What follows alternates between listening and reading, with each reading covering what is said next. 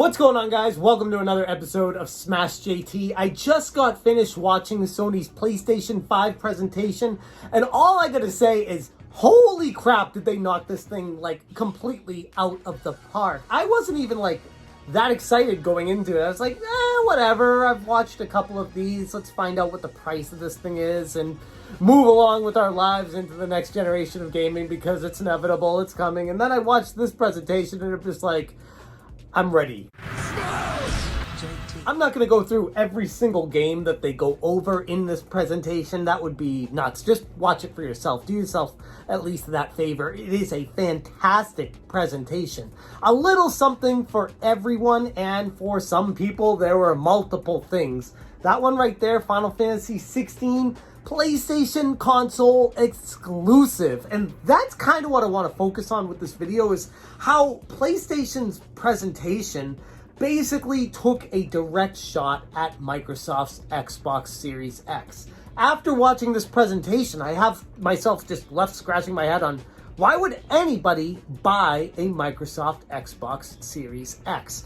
Initially, I thought it would be because of Game Pass and the value-added services with that, but the more I find out about the PlayStation 5, the more exclusive games that are coming to the platform, and let's just get this out of the way in case you missed it, the price is matching the Xbox Series X at the $500 price point for the disc and the $400 USD price point for the disc-less. And if they hit those price points, I was already thinking going into this, it would be pretty tough for Microsoft to compete with them, especially with Halo getting delayed indefinitely at this point, which was the game that everybody wanted to get the Xbox Series X for.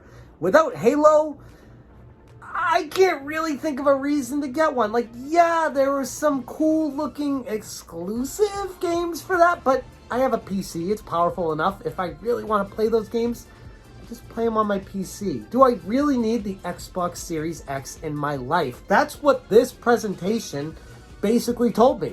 No, I don't. I need the PlayStation to play these games. Spider-Man, Miles Morales, people are hinting that this could be just a minor expansion that would go to the original Spider-Man that came out on the PlayStation 4. No, not even close. This game is insanely incredible with the graphic, the ray tracing, the reflections in the puddles as they walk, just the environment. And when they get to the bridge part, I'm just my eyes were wide open when I was watching this. I was just blown away. Everything about this presentation blew me away. And like I said, went into it with very low expectations because Sony has basically missed the mark on most of these consumer presentations to give information to people. I've always been left wanting more. And while this didn't have oh my god, everything in the world, it's a brand new console coming to the next generation November 12th, 2020, which is way sooner than I was expecting to see this thing. And to have this much lined up, not all of it coming at launch, mind you, but at least at start and going into early 2021 to mid 2021 to get all the games that they're showing off right now, I was at a loss for words. And then they end this presentation hinting at God of War, and I'm like, oh, that's awesome. There's going to be a God of War coming to the PlayStation 5. And then it says, coming 2021. What? How? How is it coming 2021?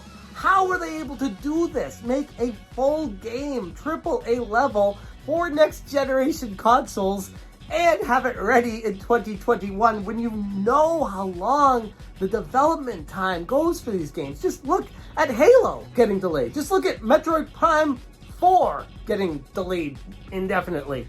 And then we have God of War coming to the PlayStation 5, announced for 2021. Yes, it could be delayed. That's a high likelihood with how next gen goes, but still, right now, just to announce it and then have it ready next year that's just mind-blowing to me. Now, the biggest thing that I had going for the Xbox Series X was the whole Game Pass thing, and how $15 a month or $25 if you want to get the Ultimate Pass or whatever for all the games. That was the surefire advantage over Sony. Sony didn't have any backwards compatibility announced for the PlayStation 5.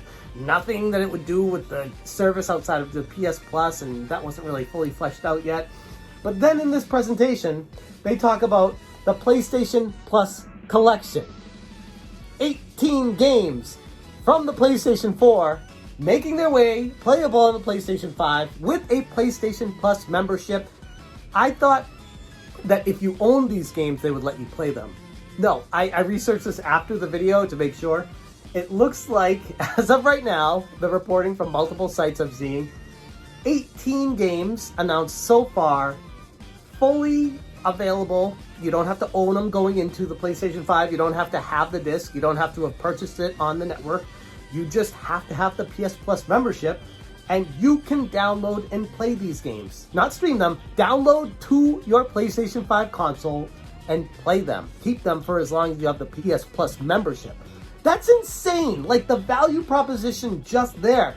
And then you go through the games, it's like God of War, The Last of Us, Monster Hunter World, The Last Guardian, Ratchet and Clank, Days Gone, Batman, Arkham Knight, Mortal Kombat X, Persona 5, Until Dawn, Resident Evil, Biohazard, and a bunch more on this list. They're just like, how are they doing all of this and giving it to everyone? Like, that's insane. They are taking a direct shot at Microsoft, saying, okay, you're gonna do Game Pass, you're gonna make people pay $15 a month to get all these games. We're gonna come out with something for our PlayStation as well, and it's gonna have a bunch of exclusive games that you can't play anywhere else. And oh, by the way, they can download them, they can keep them for as long as they have the membership, and they have access to PlayStation 5 exclusive titles. Will the Xbox have exclusives? I mean, yeah, I guess, but everything that comes to the Microsoft Xbox is available on Microsoft Windows. So with that in mind, why wouldn't you just put the $500 that you'd be putting into the Series X into a more powerful PC? That way you could do more things at your house. Like, unless you have $500 to throw around just to put a console onto your TV, it just doesn't make financial sense. And in that light, it really puts Microsoft in a tough spot. Like, I don't know what they're going to do to answer what Sony just did. This was epic. This was on par with some of the best presentations I have ever seen, ever. That includes some of the Nintendo Directs that completely blew me out of the water, with like the Breath of the Wild 2 announcements and all those other ones with the puppets and stuff. Did it have the flashiness and the action adventure in the show? No, but they gave games, and they gave what people wanted, and they gave people, most importantly, a reason to want to buy a PlayStation 5. Not that they're going to need to do that anyways, because off the bat, these things are expected to sell out immediately. What is it? 11 million, 12 million consoles they're going to supposedly have ready at launch, and they already expect those to sell out instantly? Crazy. So just think, going into this next generation of consoles, what Sony's numbers are going to be with this thing, and more importantly, what kind of games they'll be creating for the next generation of consoles. Hopefully, I know a lot of people are looking forward to a follow-up to Grand Theft Auto 5.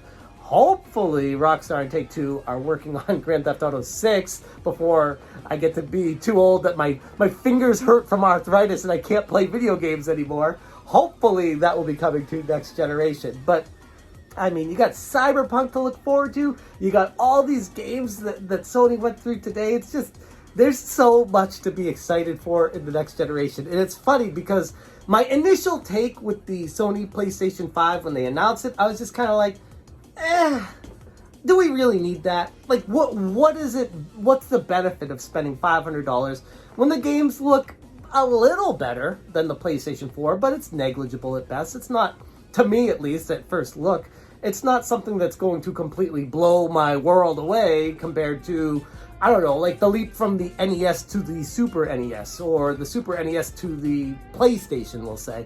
Like, those were gigantic leaps.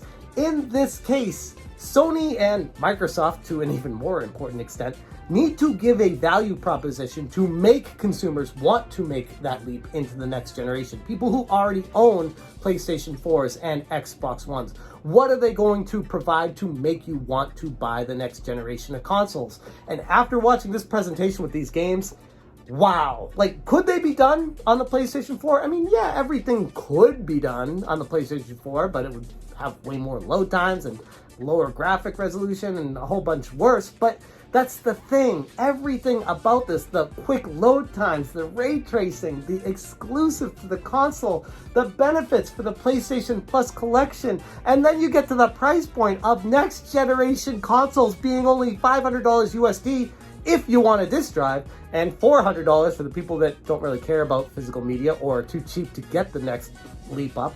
$400 for a next generation console. Insane. Like, absolutely insane. So, yeah, Sony had a banger of a conference today. Like, absolute banger. I wasn't even going to cover it. I was like, whatever, I'll watch it. I'll see what it is. But then after seeing it, I'm like, okay, I have to make a video. I'm just like, I am so thrilled and so excited about next generation and hoping that I'm able to secure a pre-order when it releases in late November of 2020.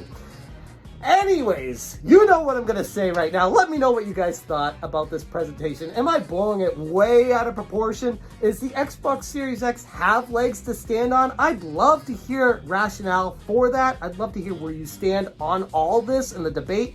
If you're going to get both of them, if you're just going to get one, and why, please let me know in the comments below. Thank you guys so much for watching. And as always, you stay smashing. Smash, change,